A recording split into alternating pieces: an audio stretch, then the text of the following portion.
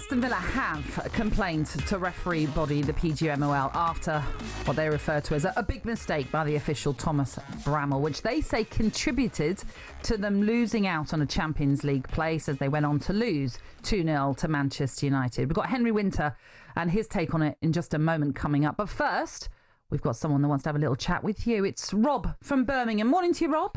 Good morning, Robert. Morning, Gabby. Gabby, just accept it, mate. Let it go. Everybody makes mistakes. That's true. You know what I mean? You can't have it always. You Villa fans want it always. I never heard you jumping up and down when your decision didn't go for you against Sheffield United when you could have got relegated. So you think that the referee's decision to blow the whistle when he did, when he's been told by the rules that you should wait and then you see what happens afterwards with VAR, you think the referee was in the right to blow his whistle, yeah? No, I don't think that at all. I'm just saying accept it. At the end of the day, you only scored one goal. Man United scored two, so you still would have lost.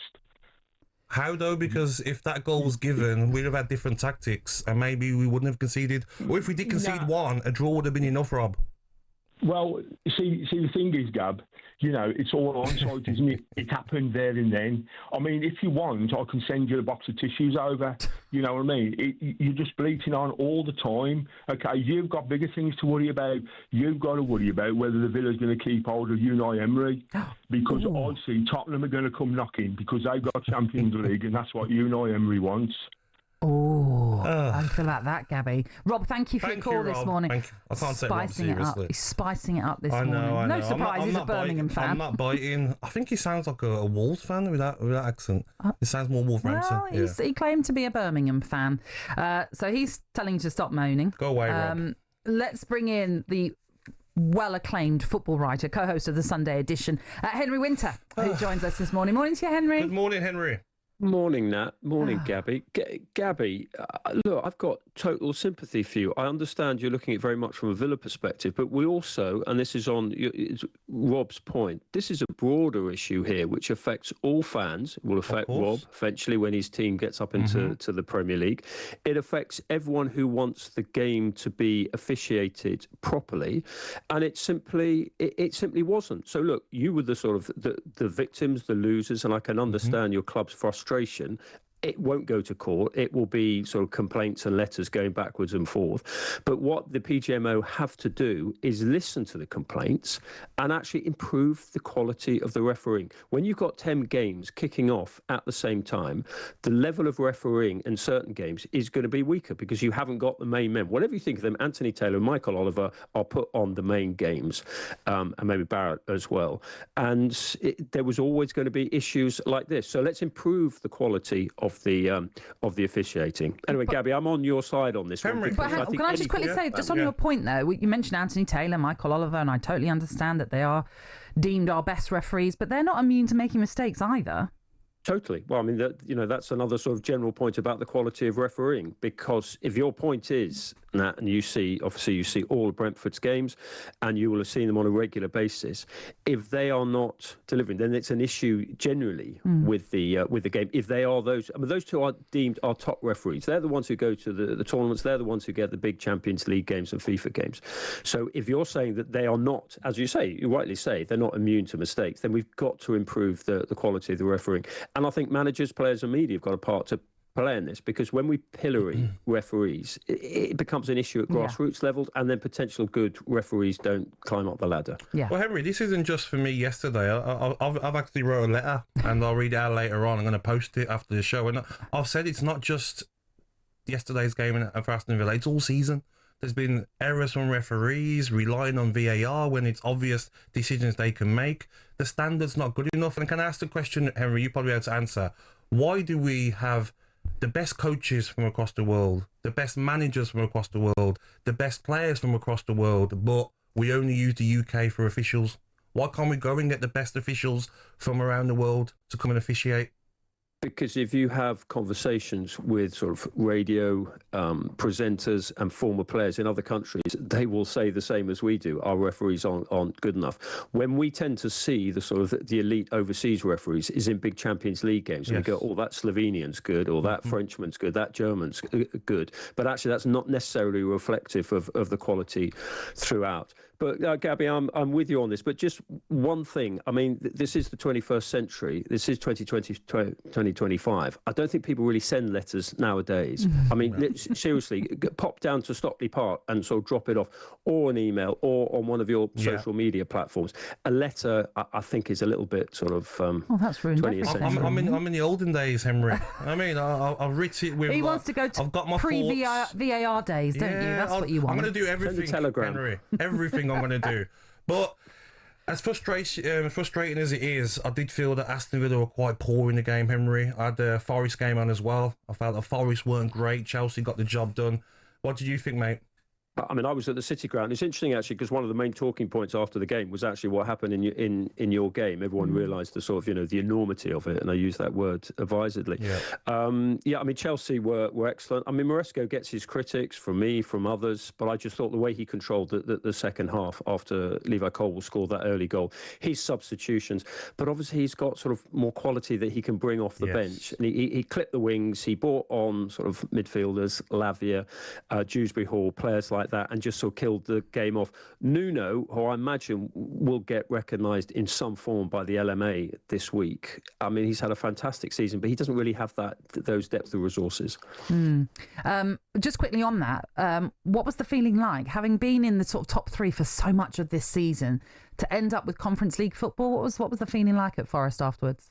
Talking to Forest fans coming out, some of the younger ones were going, "Oh, that's really frustrating. We had the Champions League in our grasp." Talking to the older ones, they were saying a year ago we were fighting for survival and looking at it from a longer perspective. So what we always think fans just sort of talk as one voice, but they don't. It's different ages, different perspective, different experiences. It's been a good season. I mean, have Forest had a successful season? Yes, they have. Yeah. They've finished in Europe. They've played some good football. They've had 3 or 4 players who have been nominated in individual player of the season teams. Sells, Milenkovic, Gibbs-White, Woods. That spine is a very good spine. And just quickly going back onto what happened at Old Trafford then, and this refereeing decision that Aston Villa put out this statement, how they like yourself are going to write to the PGMOL, or have written to the PGMOL, or I think that was in an email, to raise concerns over the selection process of match officials going forward, as Gabby holds up his envelope to show everybody it's genuine. What precedence is there, do you think? And what are they going to try and get out of this situation? They're not looking for any financial reward, surely, from all of this, or compensation more than anything. I mean, there have been cases in the past. Obviously, the Sheffield United West Ham Tevez case ended up in court. I mean, I was actually involved in that, and that ended up with, I think they got a payout of 30 million. But that was a sort of club-to-club issue. Taking on the PGMOL, I mean, I imagine it's written into their contracts at the start of the season. There is a limitation on that. They certainly can't do anything with the individual referee. And we have to be careful that we don't hound him too much, because, he is an individual who's made a terrible mistake. Terrible, but I don't think it's as... By his thought process, what he is seeing on the pitch, he thinks that's a foul. So it's not terrible. You don't blow up early. Yeah, he blew up too early. But we do see that. Referees blow the whistle when they think a foul has taken place. That happens. An experienced referee wouldn't have blown it that early. He would have waited for VAR. In fact, we actually criticise a lot of them for relying too much on VAR as a safety net. So, Henry, can I ask you, mate? I know I've already said it earlier on in the show, but assistant referees are told, don't raise your flag. We've seen the incident with Nottingham Forest player. So why are we telling assistant referees to not raise their flag, let the game go on, and if it's offside, it'll be disallowed if they score? Then referees who have been told, do not blow your whistle. If Rodgers went and put the ball in the back of the net, we review it, and if the ball's in the keeper's hands, no goal. So like you said, an experienced referee would have said, no, I know the rules, play on. Okay, no goal or goal. I just don't buy that. We have seen it a number of times where a referee blows the whistle earlier than we want them to, because they disrupt the flow of play. We've seen that when they sometimes will let a foul go and they'll let play continue, but sometimes they blow the whistle straight away, and that frustrates whatever team that might have being fouled in that situation because they're on the ball, they're on the attack. But sometimes we still see it. We still see a referee blow up. It's, in my mind, I get it. I am totally sympathetic with Aston Villa because of all of this. But in terms of this being a huge mistake, I don't see it as that. I just don't see it as that. It is a huge mistake from football's perspective. It's the fact that we're talking about it now. But Nat, just sort of taking your point on, I think where the debate will lead to is, will VAR be able to intervene even if the referee hasn't run up? And say, that's fair. We've got eyes in the stand. We've got Stockley Park. If they see something that's wrong, I mean, I voted for Zidane as the player of the tournament in 2006, and saw 3 seconds later him headbutting Materazzi, and you know they could have intervened. Well, they did effectively intervene on that. So I think maybe there's a more enlightened use of VAR will actually be debated now. Yeah, and I think that's a fair point as well, that VAR should be able to intervene in certain situations, absolutely. But I also think Villa had their chances throughout the course of the season to get the points on the board, and they didn't do their job in certain games, unfortunately. As much as I have sympathy, you're harsh, lady, Natalie. I just think how are we going to continue this show? You're pinning it all on one game, which I know had 2 hours and 40 minutes left. How are we going to continue with thoughts like that? I have sympathy for you. I have said this many times, and I would feel the same if it was my team. But I also think there are 19 games you didn't win. And that's where it all comes down to too. Henry, always a pleasure. Thank you, Henry. I might see you at the LMAs. Yes, definitely. Good luck with the post, Gabby. Yes, thank you, mate. Yeah, I'll be quite. there for Christmas. Pop a Christmas card in it as well. Yeah, might get there then. Absolutely. Right. Don't forget, you'll hear more from Henry every single Sunday when he joins Sean Custis on the Sunday edition from 9 o'clock.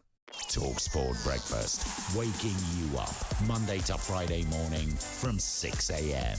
on AM, on DAB, via the talkSPORT app and on your smart speaker. talkSPORT.